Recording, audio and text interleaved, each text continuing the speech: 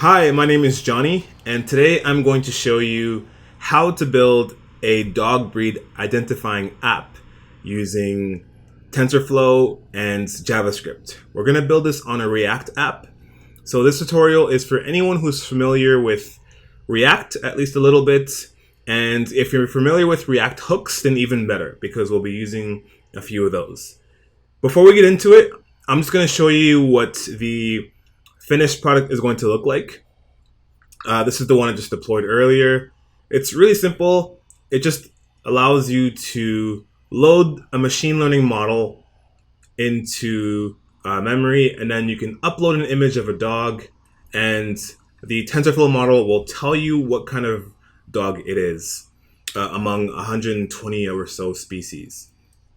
And then you can just reset and then try again with a different picture. And we're going to build this on a React app, so you can use create React app to set up your boilerplate. I did this a little bit before because I don't want you guys to watch me wait to download a bunch of packages. So just run this command here in your terminal, npx create React app, and then the name of your app. And then add a couple of packages. So the ones you need are TensorFlow JS and also MobileNet. So MobileNet is the specific TensorFlow model that we'll use for image classification, which is what we'll be doing. And you can just import it, download it with npm install as well. And once you're done that, you should end up with an app that looks like this. And you can check the package.json to make sure that both the TensorFlow and the MobileNet models have been imported properly. And when you check on the app in your browser after running npm start, you'll see the starter kit over here. And once that's working, we can start to add our own code to it and clear out the boilerplate stuff. Now, I do want to go through all the code line by line except for the CSS, because I want this tutorial to be JavaScript focused. The CSS I did kind of write beforehand, so I'm just going to copy and paste what I've written before, and I'll put a link to where you can do the same. It's really simple CSS, and please feel free to change it however you want. The only thing that I would suggest that you don't change is the input styles. And that's because I have written them in a specific way that's going to make the the input invisible to the user, but still in the DOM. And I'll talk about why I'm doing that a little bit later. Once you've done that and you've cleared out the app.js so that it only returns an empty div, then you should have a black screen here in your React app. And now we can start to add our own code. Before doing that, however, let's kind of build a plan of how we want to do this. So if you can remember, I'll just do it one more time. With my finished app, I have different states that the app is in. There's this one here when you first load up the page, and then there's the state when you're loading the model, and then there's when it's finished loading and it's awaiting for your image upload. And then once you've uploaded your image, there's this state when it's ready to identify it. And then there's identifying stage, which you barely see because it takes a split second, and then the final stage here. And when you hit reset, it goes back to the stage where you can upload an image. Now, all of these states have different kinds of UI. Well, just different combinations of more or less the same UI. What we don't want to do in our app is have a bunch of if statements and Boolean logic to show and hide certain things. So we're going to use a really simple state machine to keep track of what needs to be shown at which stage. I drew a little bit of a diagram to kind of help us see visually what this will look like. So here I have the 6 stages of the app, and when you go from initial all the way to complete, and then when you hit reset, you go back to the middle stage, awaiting upload. You don't go back to the beginning because the model is already loaded. You don't want to load it again. And you'll notice there's arrows between each of the states. these are called transitions. So when you have a finite state machine, your app can only occupy one state at a time. And you have these events that trigger transitions between states. So for each state you define, you also define rules that govern what transitions will happen based on which events that are triggered. Once we have it laid out here visually, we can put it in code in the form of an object. So I'm going to write an object called state machine. And in my state machine, I can specify some states. My first state is the initial one. And then after that, I have 5 more. After the initial stage is the stage when you're loading the model.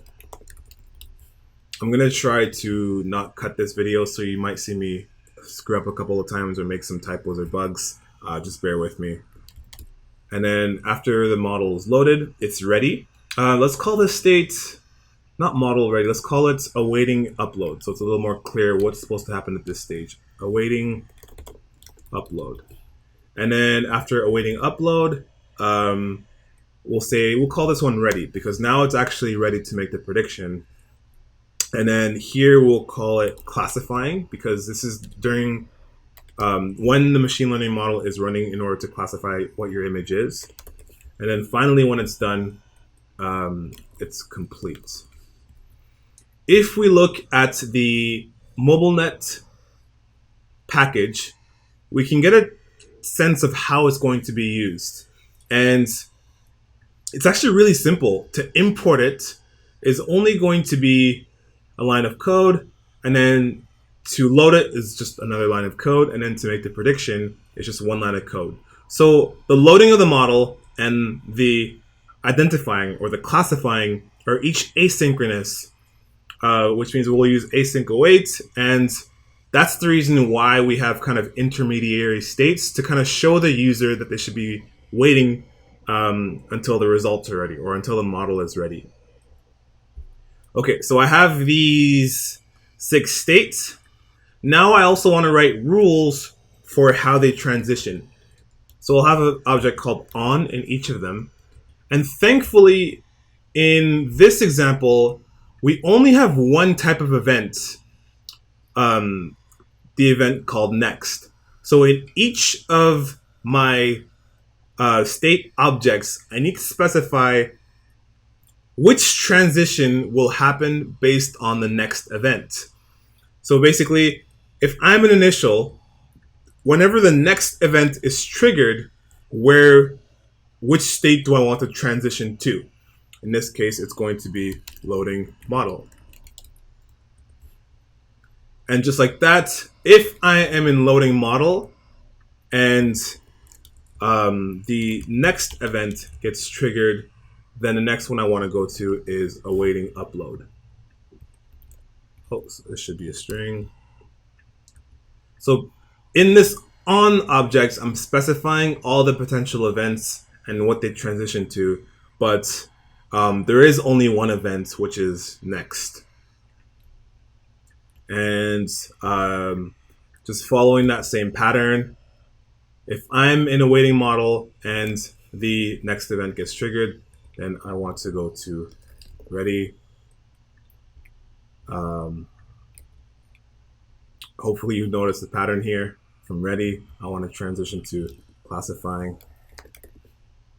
And if I am in classifying, I then want to go to complete. And looking at our diagram, if you are in complete, the next stage you want to go to is awaiting upload, because you kind of reset, but the model is ready already. So you want to await the next image to be classified. So you're going to upload a picture of another dog. And here I'm going to put awaiting upload. So now I have my 6 states and the transition between all of them.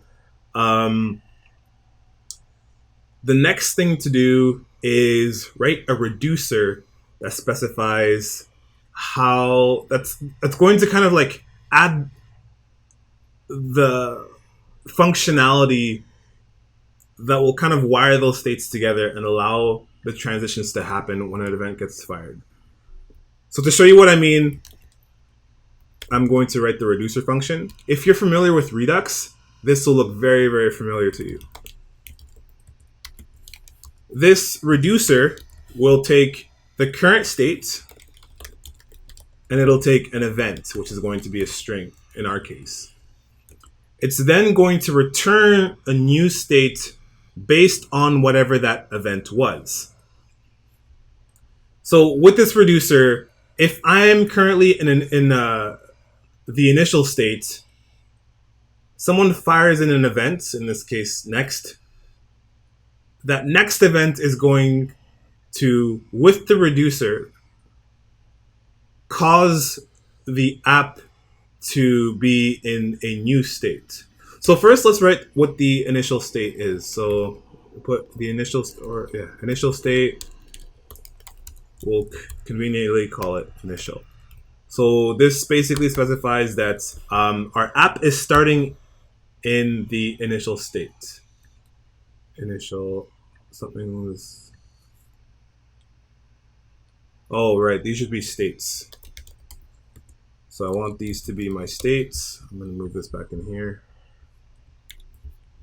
And the initial state is initial.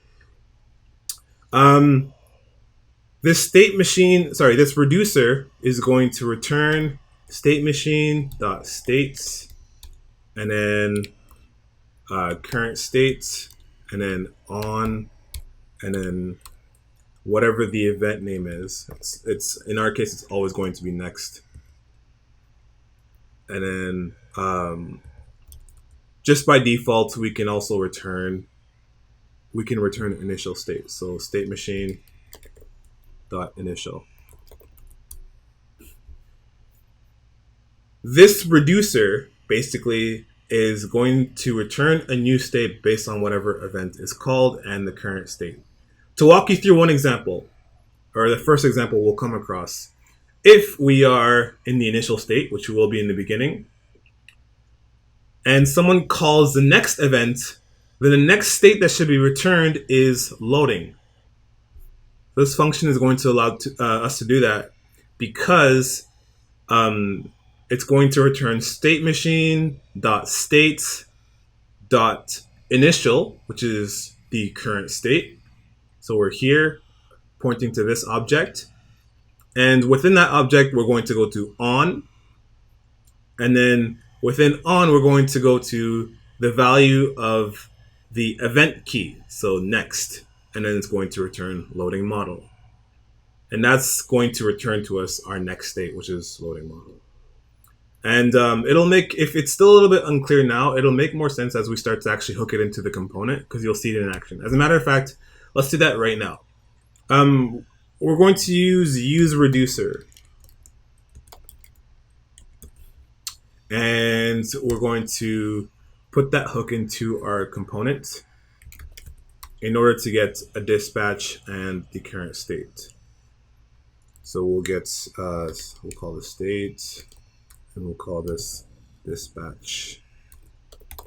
And use reducer takes two arguments. It takes your reducer function and it takes your initial state. So state machine dot initial. And state is going to be a string that represents whatever state you're in now. And then dispatch is a function that's going to allow you to fire an event into this function here, the reducer, in order to get a new state. Let's put a button right here so we can we're gonna walk through all of our states with just a button. We're not gonna add any functionality yet, no photo uploads, no machine learning, anything. We're just gonna click through all of the states to see if we can even do so in a smooth way. And that'll tell us that our reducer is working right. So in this button, we're going to show the name of the current state. So I can just write state, because this will be a string. And on click, what I can do is fire off the dispatch. And The event that we want to fire into the dispatch is the next event, because it is the only one that is accounted for and the only one that we'll need. So once I save this and I go back to my app, I should see a button, and if I haven't broken anything, this button will show the initial state, and when I click it, it'll go to loading model. When I click it again, it'll go to awaiting upload, again, ready, then classifying, then complete, and then on the next click, it should take me back to awaiting upload. So this tells me that my reducer is working properly, and my app is cycling through all the states as it should. Now, the convenient thing about this is that now we can add certain properties to each of the states that we can access, and these properties will indicate what UI to show and not to show based on different states. And that way we can save ourselves a lot of Boolean logic inside the component body just by specifying rules all the way out here. For example, in my demo app, you might remember that the image element only showed when an image had been uploaded, and when the classification was complete. I can specify that by adding a property here called show image. And I can just put true. And I can put that same property in the complete event. And now I can look for those properties in order to show the image element, as opposed to putting a bunch of if statements or switch statements that might get really confusing. We have our state machine working, but we don't have any of the functionality that I just showed here. So let's start working on that. It would be nice to be able to put all of the logic in here, but it'll get a bit tricky to do that because some of it depends on this dispatch, and I can't have a circular reference. Basically, this button here, as we just saw before, needs to show different kinds of text, and it needs to perform different kinds of functions depending on what state it's in. We can make an object that's going to kind of control all of that. Let's just call this button props. And we'll put a constant in front of it. Before I do that, actually, let me pull out this dispatch, and we'll put it over here and save it into a function called next, because we'll be using it quite a bit. Okay, so this button props is going to keep track, or basically specify what needs to be shown on the button at any given state and what the button needs to do at any given state. So let's start with initial, or let's put all of them, just so I get it over with. So you have initial, you have loading model, you have awaiting upload, ready, and then you have classifying and complete. Once you have those, you can add. Well, actually, you're gonna have two properties in each of those objects. One is a text. Basically, at this state, what text do you want to show within the button? And then also, you'll want to have an action. Okay, let's put text. So at this stage, what's the first thing we want to show? I think it was just load model. So we'll put load model. And the action, I'm just going to put an empty function for now. And on loading model, we'll put text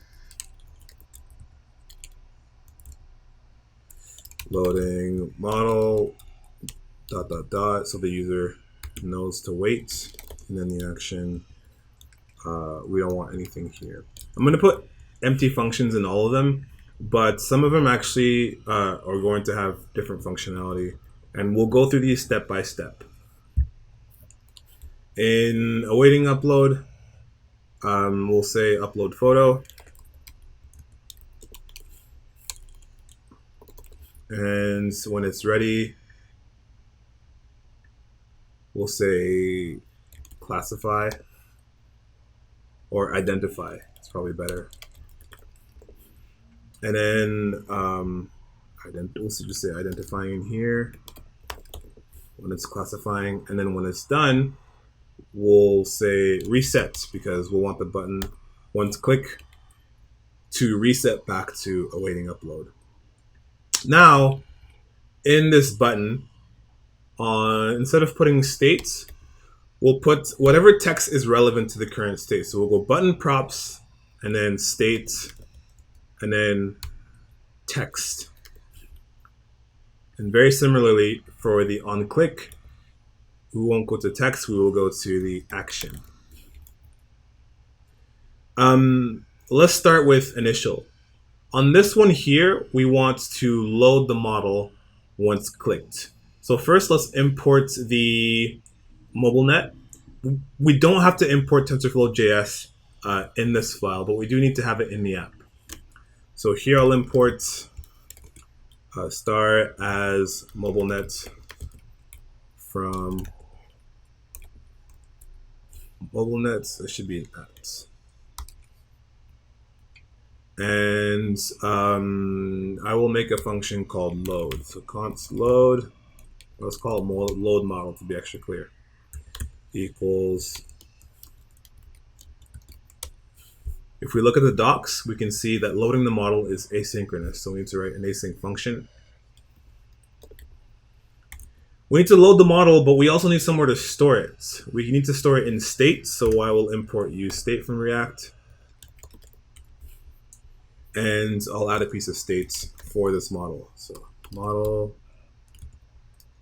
set model equals useState, and I'll just initialize it with null. And I will say, so const MobileNet model equals await MobileNet load. Couple more things we need to do in this function. One is store the model to the state. So set model or MobileNet model. I also need to call the next, because it's not just about setting the model. I also need to manually transition from initial to loading, and then from loading to awaiting upload once it's complete. So that first transition will happen here, right when we start to load the model. We'll transition to loading so that we are now in this stage, in loading model, and the user can know that they have to wait for the model to be loaded. Then when it's finished loading, we'll transition again so that we can be here in awaiting upload, here in awaiting upload, and we can let the user know that they can now upload an image. And the last thing we'll do is we will put this function here as the action so that it can be triggered on click. And we're not going to see much here visually, but if you open up the dev tools and you go to the network tab, if you refresh the page and hit load model, you should see the request being made. And you should, once it's complete, see that your app has transitioned, and now the text shows upload photo. So now we can add functionality for the next stage. And the next stage is loading model. Or sorry, the next stage is loading model, but we don't need to do anything here. So we can just leave that one as is. And after that, we're in awaiting upload. So now we're going to trigger the upload of the image. This one's going to be a little bit tricky because I kind of decided to not have the input be visible in here because it's really hard to style in a reliable way. So instead, I do have it in the JSX, but it's not going to be visible to the user because of the CSS that I wrote. Instead, we're going to use JavaScript to click it manually. Sorry, to click it using a click event in order to trigger the upload. So let's put the input in here. And this input is going to be of type file. And we're going to accept images. And we also need to, well, you don't need to, but it's kind of nice, especially if you're using this on a mobile browser, to trigger the camera. So I can put capture camera, and now if a user opens this up on a mobile browser, it's going to trigger the camera up. It's going to open up their camera app. And because I'm not going to have this be clicked by the user directly, it's going to be clicked with some JavaScript. I need to have a reference to it so I can make that happen. So I'm going to import useRef and then make a ref for this input. So input ref equals useRef. And now I can make a ref to it. Ref equals input ref. I can save that. And I need to write a function that's going to determine what happens once the user uploads something. So I'll call it handle upload.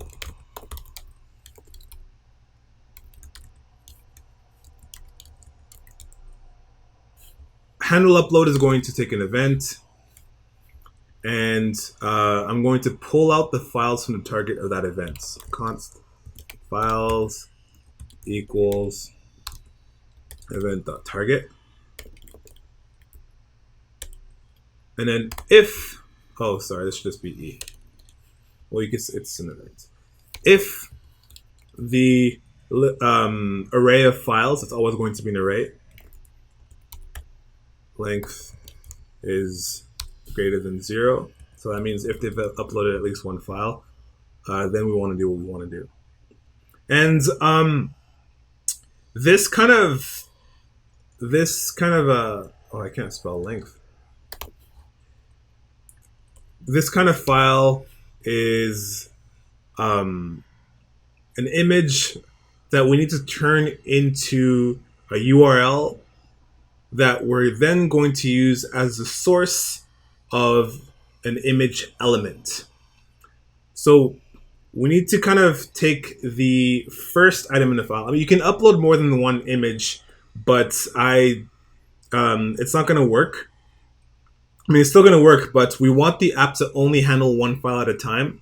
So no matter how many files are in this array, we only want to work with one.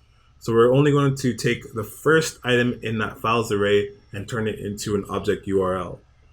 So we'll call URL.createObjectURL from the index 0 item in that files list, and we'll add that to the state so we can use it in a source for an element.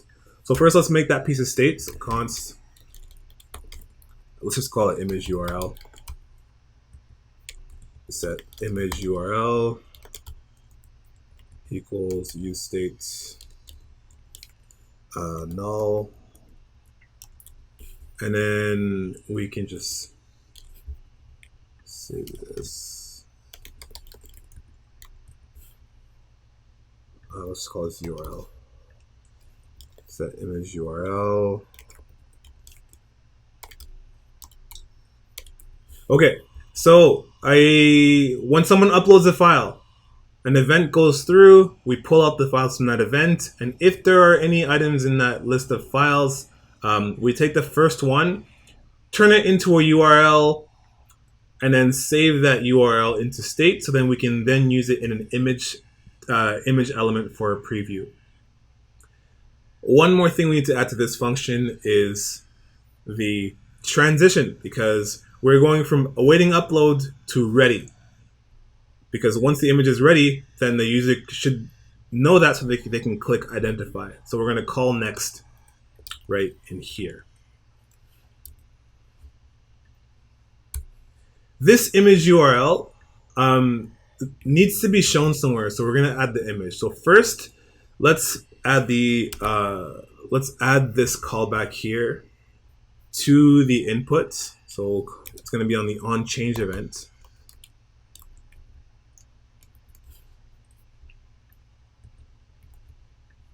We have everything set up to accept the image and turn it into a URL. Now we need to actually show that URL, sorry, that image in a preview. So we'll write an image tag over here. And this, the source of this image will be the image URL. Image URL. And it wants an alt tag, so I'll put alt equals preview or upload preview. What's it screaming about? Oh, I can't spell alt. There we go. I also want to have a ref here because the docs are telling me that in this classify function, I need to pass in an element. And so this is the element we're going to use, which means that we need to be able to refer to it very easily. And the easiest way I can think of is by using a ref. So we'll call this one image ref. Use ref. And we will put this ref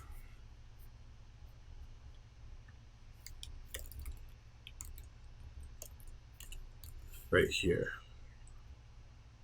Okay, let's give this a try to make sure that we haven't broken anything up to this point. Right now already I can see something that I don't like. And it's the fact that this image is appearing even though it shouldn't yet.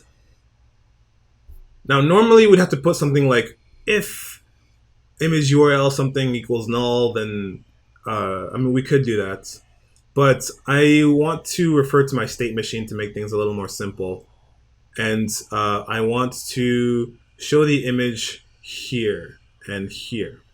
And that's the reason why I wrote those properties. So I'm going to use them by pulling them out. So const show image equals state machine, states, and then current state, which is defined by this property here, state. Now, if it's undefined, it'll be your Boolean logic will work. So what I want to do is this. Oh, I need to wrap the whole thing. What I want to do is show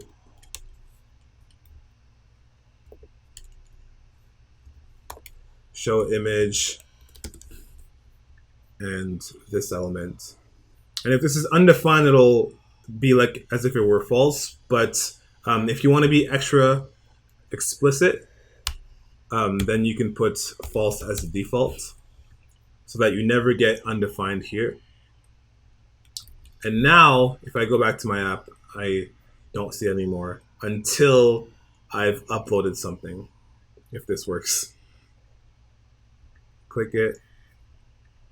Oh, of course. Okay, it's not working because this action here is still blank. What should happen is at this point, I should click on the input, but I can't see it, but I can refer to it with the ref. So I'm going to, on this event, access the input ref and its current element, and I'm going to click it just by calling .click. Now, after I've loaded the model, I can upload a photo and see it be displayed here. So everything's working so far. The last step of this is the actual machine learning process, and it's the classification. So we're ready now. And now with this stage, we want to make the classification. Referring to the docs, it looks like all we need to do is call model.classify and pass in the element. So let's do just that. Let's call it identify with lowercase I. And as we just saw, it's asynchronous. So we're going to make it async. And we'll say const results equals await model.classify, and we will pass in the image element's current property. Image ref. Image ref current. And keep in mind, we also want to make sure that we're not forgetting to transition between states. This is going to cause two state changes. One is from ready to identifying while we're waiting for the machine learning thing to do its magic, machine learning model. And then finally, when it's done, we want to transition again to complete.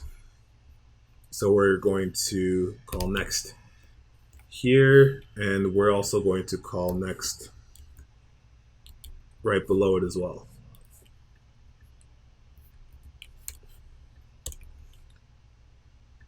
And we also want to set the results as state. So let's add one more piece of state. So const results, set results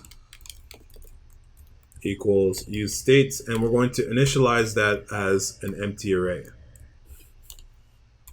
And I'm doing that because looking at the docs, I can see that actually you can't see it from here. Well, let's find out what it looks like so we don't take any guesses. Let's just console log the results.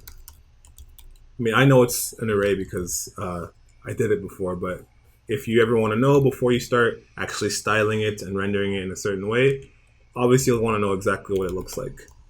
So we can just test that really quickly with the console log. Is this, yeah, we need to put that in here. We'll call identify at this stage. And now after I've loaded the model and uploaded the photo, click identify, and I can see my results is an array. Let me blow this up a bit. Is an array of 3, which has the 3 species that my model thinks it is, each of which is represented with an object that has the properties class name and probability.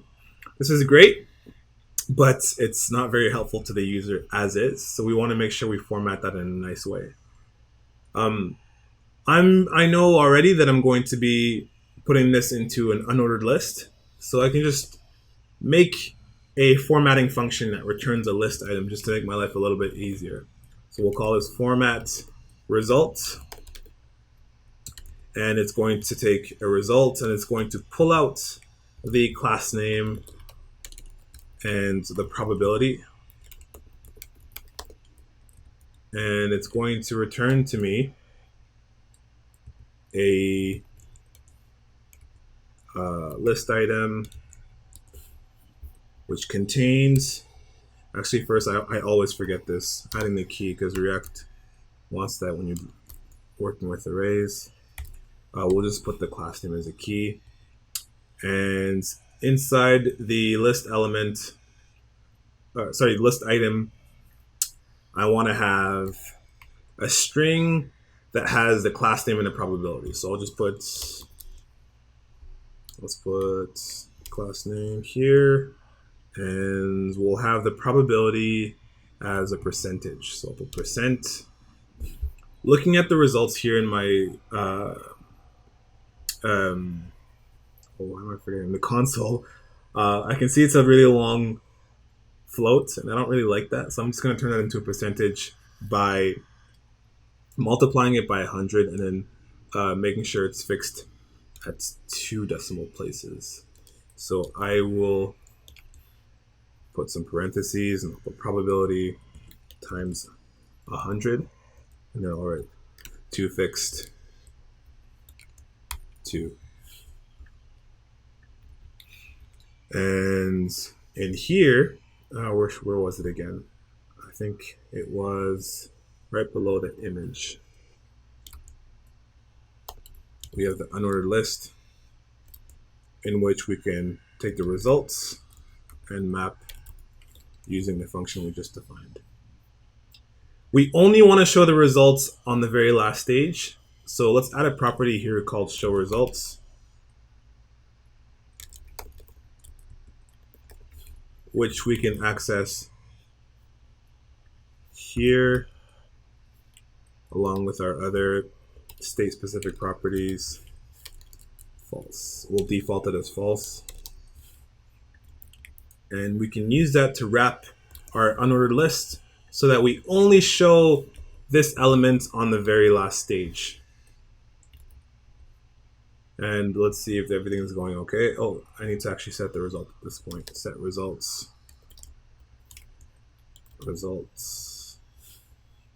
I mean, this will still work because of the scope, but I like to be explicit, so I'm just going to name this variable a little bit differently. We'll just say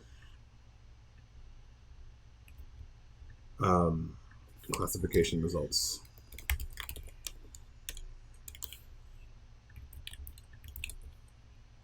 Yeah.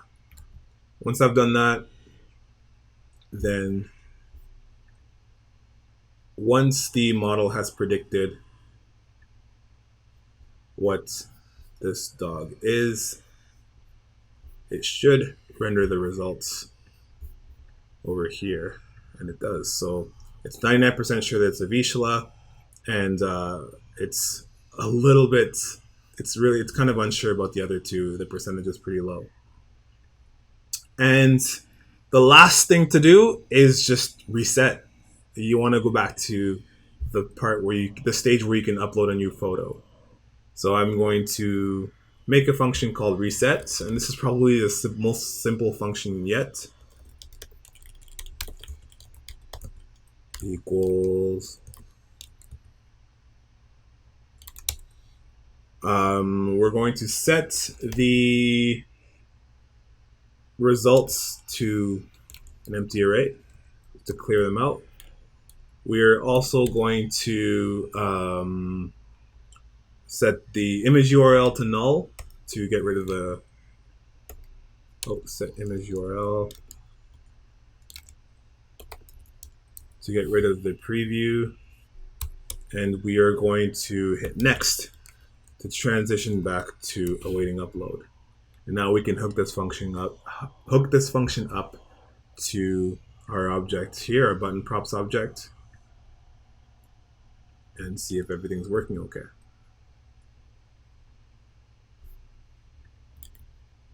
I load the model, then I can upload an image once it's ready.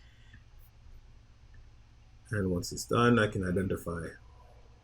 And it works. Once I hit reset, I go back to where I can upload a new photo, and you can do this over again and again. And that's really all there is to it. The last thing to do, which you don't have to, but I mean, it's kind of, in my opinion, not nearly as fun if you don't, is deploying this thing. There are plenty of ways to deploy your app. I ended up doing it with Heroku. I'm going to put a link to where you can learn how. I mean, I can just Google it now. But basically, I found an article that kind of lays out 8 different ways that you can do it. And the way that I ended up going was with Heroku. And you'll notice it only takes a few commands. As long as you have a Heroku account, which is free, and you have the Heroku CLI, which takes a couple minutes to download, and you just log into it, and you can get your app up online in a matter of minutes, and then you can use it all the way. Basically, you can do it whatever you want in terms of identifying different kinds of animals. Not just dogs. I mean, I use dogs as an example, but if you actually go to the MobileNet source code, you'll find a file called ImageNetClasses.ts, which lists out all the different objects and animals that this thing can recognize. And there's 1,000 of them, including 120 species of dogs, or more than that, as well as other different kinds of animals like cats and sharks and things like that too. Like if I were to upload this picture of a shark, it can accurately tell me that it's a tiger shark. So there's lots of things you could do, that's pretty much it. That's all there is to it. It's really easy to do. It's really easy to use, and there's a lot more you can do as well with different kinds of models. if you go to TensorFlow's website, so if you look up TensorFlow, TensorFlow, you can see the different kinds of models that they have as well. So the one we're using is the image classification one, but they also have some object detection, pose estimation, speech recognition models that you can use as well. That's it. Feel free to reach out to me if you have any questions. And I honestly, this is really easy to do, but there are some performance implications. As you notice, we're downloading the model into the front end, which can kind of take its toll on memory, and it can also take its toll on your user's data. So later on, I'm going to show you how you can use TensorFlow JS on the back end using Node, so that with an app like this, you can kind of offload all the processing power to whatever server you have running. That's going to be coming up soon, so make sure you subscribe and stay tuned. And thank you so much for watching.